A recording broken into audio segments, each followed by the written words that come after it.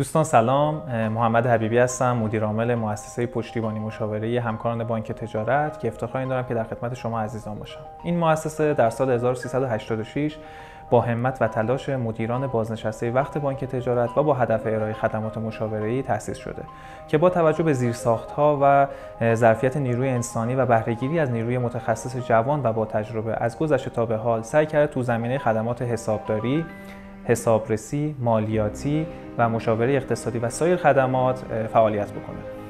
ما در این مؤسسه با ارائه جامع خدمات مالی و دغدغه‌زدایی از حوزه خدمات مالی که شما عزیزان می‌خواید، سعی کردیم کمک بکنیم به رشد و توسعه پایدار مشتریانمون و در مسیری که این دوستان به سمت اهدافشون می‌خوان گام بردارن در کنارشون باشیم و بخشی از این مسیر باشیم.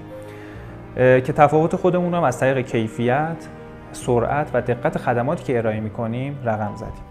در ادامه و در ویدیوهای بعدی در خصوص این خدماتی که ارائه میدیم بیشتر توضیح میدیم.